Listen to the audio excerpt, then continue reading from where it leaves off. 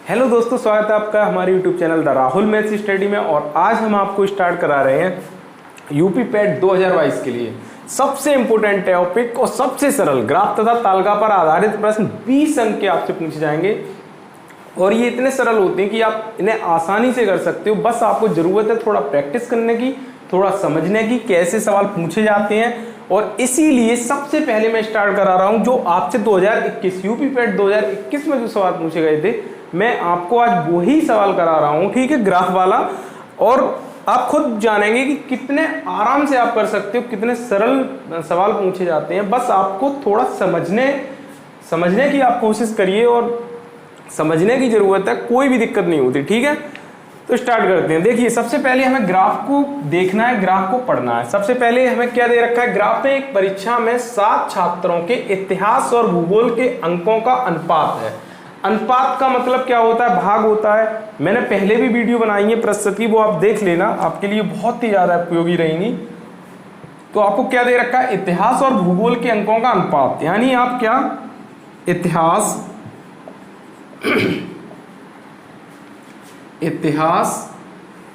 और भूगोल का अनुपात, इसका मतलब क्या हुआ, इतिहास बट्टे भूगोल।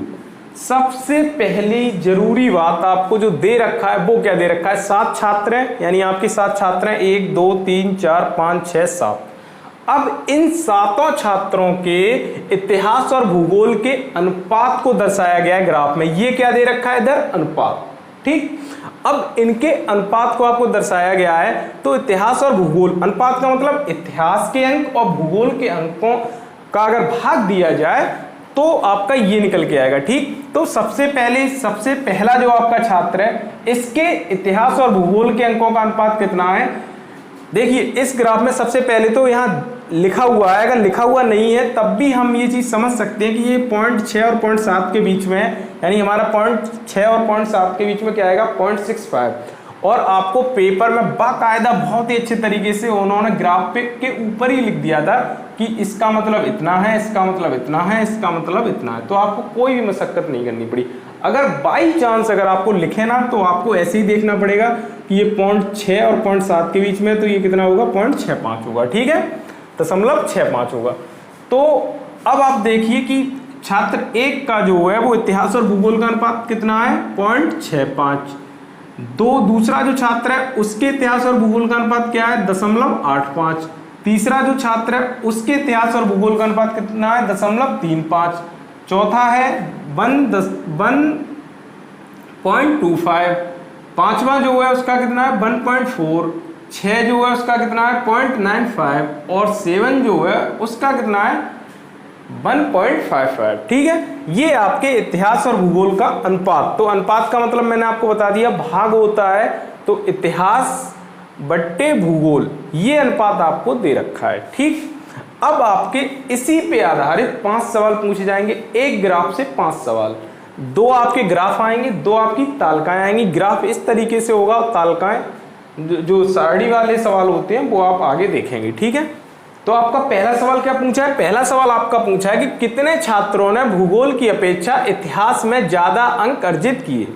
इसका मतलब क्या है, इसका मतलब ये है कि आपके ये 7 छात्र हैं और 7 छात्रों में से ऐसे कितने छात्र हैं जिनके अंक जो हैं भूगोल की अपेक्षा इतिहास में ज्यादा अंक आए हैं। अब आपके 7 छात्र हैं, अब आप 7 छात्रों के इनका अनुपात बताइए, ठीक। जैसे पहला छात्र है, पहला छात्र जो है उनके इतिहास और भूगोल का अनुपात क्या है, 0.65। तो पहला जो छात्र है उसका क्या है, 0.65। ये क्या है, पहले छात्र का, जो पहला आपका छात्र है उसका क्या है, ये अनुपात है इतिहास और भूगोल का, 0.65, ठीक। अब हम इसे कैसे सॉल्व करेंगे, सीधी सी बात है, यहां से दशमलव हटाएंगे, नीचे क्या लगाएंगे, 100। अब आपको कुछ भी आपको दिमाग नहीं लगाना है, ना इन्हें काटना है, ना सरल करना है, सॉल्व करना है।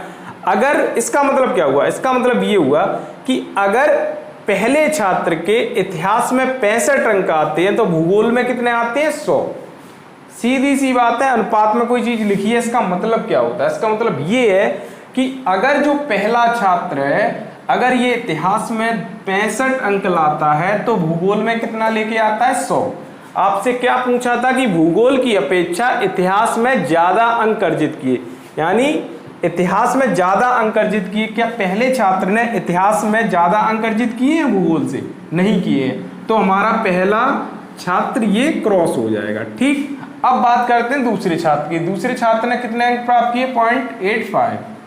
ठीक, इसका मतलब क्या हुआ, यहाँ से पॉइंट हटाओगे, नीचे 100 लगाओगे, दूसरे छात्र का ये रहा। दूसरे छात्र ने क्या किया है, अगर इतिहास में 85 अंक आए हैं तो भूगोल में कितने आए हैं उसके? 100। क्या इसके इतिहास में ज्यादा है? नहीं है, नहीं है ज्यादा, तो आपका दूसरा भी कट गया। तीसरा आपका छात्र ने कितना प्राप्त किया है? तीसरे छात्र ने प्राप्त किया है 0.35। तो ये तो सीधी सी बात है, आप तो जल्दी जल्दी कर लोगे आप। अगर इतिहास में इसके 35 आए हैं, भूगोल में 100, ये भी क्रॉस हो गया। अब आपका चौथा छात्र, चौथे छात्र ने क्या किया है? चौथे छात्र ने आपके प्राप्त किए 1.25, यानी 1.25 का मतलब पॉइंट हटाओगे नीचे 100 आ जाएगा। यानी इतिहास में 125 आए हैं तो भूगोल में कितने आए हैं? 100, यानी इतिहास में ज्यादा है। आपका चौथा क्या हो गया? सही हो गया। ठीक, अब आपका पांचवें छात्र ने कितने प्राप्त किए? 1.4। पांचवें छात्र ने 1.4 प्राप्त किए, इसका मतलब क्या है? पॉइंट हटाओगे क्या आ जाएगा आपका? दशमलव हटा दो यहाँ से, तो कितना आ जाएगा? 14/10। अगर इसने इतिहास में 14 अंक प्राप्त किए तो भूगोल में कितने प्राप्त किए? 10, यानी इतिहास में इसके भूगोल से ज्यादा है। आपका ये ऑप्शन भी ठीक हो गया। फिर आपके छठे छात्र ने क्या किया है? छठे छात्र के आपके कितने आए हैं? 0.95। 0.95 का मतलब दशमलव हटाओगे नीचे 100 आ जाएंगे। अगर इसने इतिहास में 95 आए हैं तो भूगोल में कितने आए हैं? 100, यानी भूगोल में ज्यादा है। आपका ये भी गलत हो गया। साथ में आपके कितने आए हैं? साथ में 1.55। अगर दशमलव हटाओगे तो नीचे कितना आ जाएगा? 100। अगर इतिहास में इसके 155 है तो भूगोल में कितने? 100, यानी इतिहास में ज्यादा है। तो हमारा ये भी सही हो गया। ठीक, तो ऐसे कितने छात्र थे जिन्होंने भूगोल की अपेक्षा इतिहास में ज्यादा अंक प्राप्त किए, जिनके भूगोल से इतिहास में ज्यादा अंक प्राप्त किए? यही सवाल आपसे पूछा था। तो आपके कितने हो गए? एक ये हो गया, एक ये हो गया, ये वाला, और एक आपका ये हो गया। आपके टोटल कितने छात्र आ गए? 3। कितने छात्र आ गए? 3। तो आपका ऑप्शन कौन सा सही हो गया? बी। बस इतना सा सिंपल सवाल पूछा था आपसे। ठीक, ये आपके पैड 2021 के एक्चुअल सवाल है, ग्राफ वाले। तो सबसे पहले मैं आपको यही स्टार्ट कराऊंगा, आपको लेवल समझ में आए कि कैसे सवाल पूछे जाते हैं। ठीक है, ठीक है। अब आपका दूसरा सवाल। दूसरा सवाल आपसे क्या पूछा कि निम्न में से किन छात्रों को भूगोल की अपेक्षा इतिहास में कम अंक मिले हैं? ठीक, तो अब हम इसे कैसे सॉल्व करेंगे? जैसे कि हमें दे क्या रखा है? इतिहास और भूगोल के अंकों का अनुपात। इतिहास और भूगोल के अंकों का अनुपात। ठीक है, तो इतिहास और भूगोल के अंकों का जो अनुपात दे रखा है वो पहले का कितना है? एक छात्र का, पहले छात्र का वही 0.65। 0.65 का मतलब दशमलव हटाओगे 100। इसी तरीके से दूसरे का कितना है? 0.85, यानी 0.85 दशमलव हटाओगे 100 आ जाएगा। तीसरे का कितना है? 0.35। ठीक है, चौथे का कितना है? 1.25, यानी दशमलव हटाओगे नीचे 100 आ जाएगा। 5 का कितना है?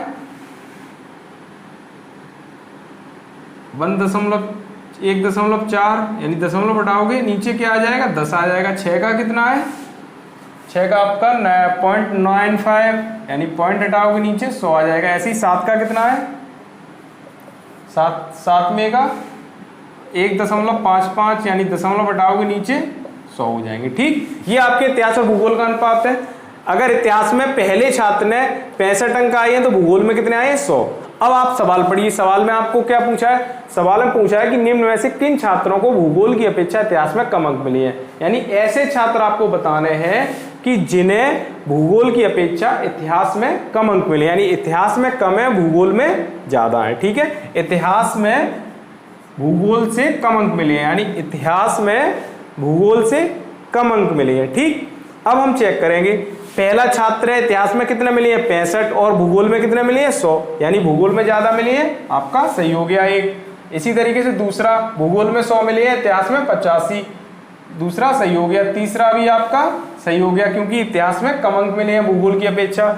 चौथे में इतिहास में ज्यादा अंक मिले हैं, अगर इतिहास में 125 मिले हैं तो भूगोल में 100 मिले हैं। ऐसे ही पांचवा सवाल आपका, पांचवा जो छात्र है, इसे 14 अंक इतिहास इसे भी ज़्यादा मिले हैं, और 6 को अगर इतिहास में 95 मिले हैं तो भूगोल में कितने मिले हैं, 100 मिले हैं, यानी ये आपका ये भी सही हो गया। और इस तरीके से 7वां आपका क्या है, इतिहास में अगर 155 मिले हैं तो भूगोल में 100, तो आपके इसमें क्या है, इतिहास में ज़्यादा मिले हैं। ठीक, तो आपके कौन कौन से छात्र हो गए, पहला हो गया, दूसरा हो गया, तीसरा हो गया, छठा हो गया। आप ऑप्शन देख लो, पहला, दूसरा, तीसरा, छठा, यानी आपका बी ऑप्शन सही हो गया। बस ऐसे सवाल पूछे जाते हैं। ठीक है,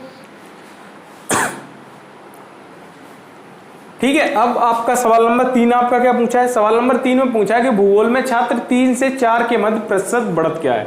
यानी आपके जो भूगोल में जो छात्र 3 है उसने कितने अंक लिए हैं, और छात्र 4 ने कितने भूगोल में अंक लिए हैं, और प्रतिशत बढ़त क्या है। ठीक, तो आप ये देख लीजिए कि 3 ने क्या किया है, कितने प्राप्त किए, 0.35 3 ने, यानी 0.35 का मतलब ये, और 4 का क्या है, 4 का 1.25 यानी दशमलव हटाओगे तो ये आपका 100 आ जाएगा।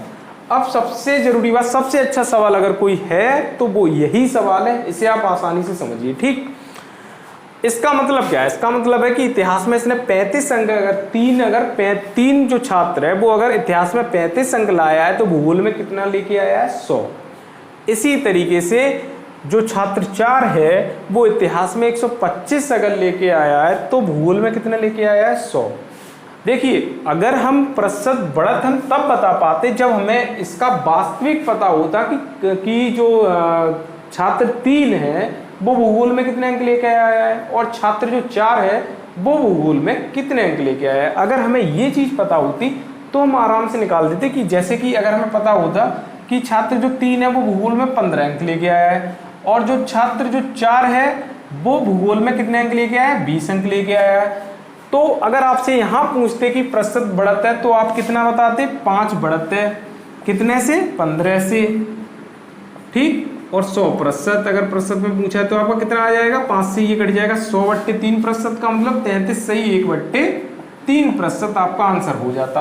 अगर हमें ये पता होता कि वास्तविक अंक कितने प्राप्त किए हैं, हमें दे क्या रखा है, हमें दे रखा है इतिहास और भूगोल के अंकों का अनुपात। अनुपात का मतलब ये कि अगर इसने इतिहास में 35 अंक प्राप्त किए तो भूगोल में 100 अंक प्राप्त किए। ये इसके एक्चुअल, इसके वास्तविक अंक नहीं है कि इतिहास में जो तीसरा जो छात्र था उसने 35 अंक प्राप्त किए हैं और भूगोल में 100 प्राप्त किए हैं। ये इनका वास्तविक अंक नहीं है, ये क्या है, अनुपात। अनुपात का मतलब क्या होता है, अनुपात का मतलब आप समझ लो, ए और बी की आय का अनुपात अगर 5:4 है तो इसका मतलब ये थोड़ी ना है कि ए की आय 5 है और बी की आय 4 है। इसका मतलब ये है कि ए अगर 5 रुपए कमाता है तो बी कितना कमाता है, 4। ये इनका अनुपात दे रखा है। इनका एक्चुअल मान ये भी हो सकता है, ए की कितनी आय हो, 25, और बी की कितनी आय हो, 20। अब इन दोनों का भी अनुपात निकालो कितना आ जाएगा, 5:4। आ गया कि नहीं आ गया। तो ए की आय 25 होगी और बी की आय 20 होगी, तब भी आपका 5:4 आएगा। तो ये कोई वास्तविक मान नहीं है इसका। ए की आय अगर 500 है और बी की आय अगर 400 है, इन दोनों का अगर आप अनुपात निकालोगे तब भी आपका अनुपात 5:4 निकल के आएगा। तो यही मैं आपको समझाने की कोशिश कर रहा हूँ कि कोई भी चीज़ अनुपात में अगर दे रखी है तो इसका मतलब ये नहीं है कि वो उसका वास्तविक मान है, बस ये कन्फर्म है कि वो उसके मल्टीपल में होगी। यानी कि 5 का मल्टीपल 500 होगा, 4 का मल्टीपल 4 का मल्टीपल 400 होगा। ठीक, तो ये इसका वास्तविक मान नहीं है, ये केवल क्या दे रखा है, अनुपात में। अगर हमें वास्तविक मान पता होता कि भूगोल में इसने इतने अंक प्राप्त किए हैं, 3 ने और 4 ने इतने अंक प्राप्त किए, तब हम बता सकते थे कि प्रतिशत बढ़त क्या है। अभी इनके वास्तविक मान है नहीं, तो आंकड़े अपर्याप्त वाला जो आपका ऑप्शन है, ऑप्शन नंबर जो आपका है डी, जो आपका है आंकड़े अपर्याप्त, वो आपका ऑप्शन सही हो जाएगा। ठीक है, अब आपका 4 नंबर सवाल। 4 नंबर सवाल आपका बहुत ही सरल है। इतिहास और भूगोल के अधिकतम अनुपात तथा न्यूनतम अनुपात का अंतर क्या है। यानी इतिहास और भूगोल के अधिकतम कितना है, अधिकतम पूरा ग्राफ देखिए। आप ये मत देखिए इसमें कि आपने सबसे लास्ट वाला देख लिया और सबसे पहले वाला देख लिया, ये नहीं आपसे पूछा है। आपसे पूछा है कि अधिकतम अनुपात, तो सबसे ज्यादा ग्राफ में अधिकतम अनुपात कहाँ है, ये है। यानी कितना आ गया, 1.55। न्यूनतम अनुपात आपका ये नहीं है, इससे भी नीचे है। कौन सा है आपका 0.35, यानी ये आपका न्यूनतम अनुपात हो गया 0.35। तो आपका कौन सा सही हो जाएगा, कितना आ जाएगा 1.20, यानी आपका ऑप्शन नंबर कौन सा सही हो जाएगा, आपका ऑप्शन सही हो जाएगा डी। ठीक है, डी ऑप्शन आपका सही हो जाएगा। पांचवा सवाल आपसे क्या पूछा कि छात्र 4 को भूगोल में 60 अंक मिले हो तो इतिहास में कितने अंक मिले। यानी छात्र 4 को कितना अनुपात, 4 का अनुपात कितना था 1.25, यानी आपका इतिहास और भूगोल, यानी आपका इतिहास और भूगोल का अनुपात क्या था 1.25। 1.25 का मतलब दशमलव हटाओगे नीचे 100 आ जाएगा। यानी अगर इसने इतिहास में 125 अंक आए हैं तो भूगोल में कितने आए हैं 100। अगर हम इन्हें सरल करेंगे तो कितना आ जाएगा 25 पंजे 125, 25 100 का 100। यानी इतिहास और भूगोल के अंकों का जो अनुपात है वो कितना आ गया 5/4। अब आपको दे क्या रखा है, आपको दे रखा है कि भूगोल में 60 अंक मिले हो, यही तो मैंने आपसे पूछा था। अब ये जो 60 अंक मिले हैं ये आपके वास्तविक हैं, यानी 4 की वैल्यू कितनी है यहाँ पे 60, कितनी है 60, तो 1 की वैल्यू कितनी हो जाएगी 15। 4 से 60 में 4 से भाग देंगे कितनी हो जाएगी 15। तो आपसे पूछा गया कि उसे इतिहास में कितने अंक मिले हैं, इतिहास में कितने मिले हैं 5। अगर इसे 4 मिलते हैं तो इतिहास में कितने मिलते हैं 5, यानी 1 की वैल्यू 15 है तो 5 की वैल्यू कितनी हो जाएगी 15 का क्या कर देंगे मल्टीप्लाई, तो कितनी आ जाएगी 75। यानी अगर इसे भूगोल में अगर 60 अंक मिले हैं तो इतिहास में कितने मिले हैं 75। ठीक है, आराम से समझ गए आप। तो बस इसी तरीके से आपसे सवाल पूछे जाते हैं। ये आपका शायद 81 नंबर से आपका ये सवाल है जो पेपर में जो आपका दे रखा है। तो इसी तरीके से आपके ग्राफ के सवाल पूछे जाते हैं बहुत ही आसानी तरीके से, और मैं आपको इसी तरीके से आगे कराता जाऊंगा। ठीक है, तो 20 नंबर आप अपने पक्के कर लो, एकदम से पक्के मान के चलो। अगर आप मेरी क्लास देखते रहेंगे, अभी काफ़ी टाइम है और वही यही पैटर्न रहेगा ग्राफ का, कुछ भी नहीं, बस कैलकुलेशन थोड़ी अच्छी होनी चाहिए, प्रतिशत को आपका ज्ञान होना चाहिए, प्रतिशत को और अनुपात का। बाकी आपको ग्राफ में बस ये 2 चीज़ें आनी चाहिए, जोड़ना घटाना तो आता ही होगा यार, बस अनुपात में अनुपात और प्रतिशत, ये 2 चीज़ें आपको आनी चाहिए। ठीक है, इसका मतलब यार आप समझ गए होंगे यार 5:4 में है, यानी अगर इतिहास, हिस्ट्री और जियोग्राफी क्या है इसका 5 अगर इतिहास में है तो 4 किस में है इसके भूगोल में। ठीक, अब 4 की वैल्यू आपको दे रखी है 60, तो 1 की वैल्यू कितनी हो गई 15, तो 5 की वैल्यू कितनी हो जाएगी 75। बस ये था, चाहे आप इस तरीके से कर लो चाहे इस तरीके से कर लो। तो 5 की वैल्यू कितनी होगी 75, यानी हिस्ट्री में से कितने अंक मिले, इतिहास में 75 अंक मिले। ठीक, तो यार चैनल को जरूर सब्सक्राइब करिए, जरूर प्लीज आप चैनल को सब्सक्राइब करिए और अपने दोस्तों में शेयर करिए। बहुत ही आराम से मैं कराऊंगा ये सवाल। ठीक है।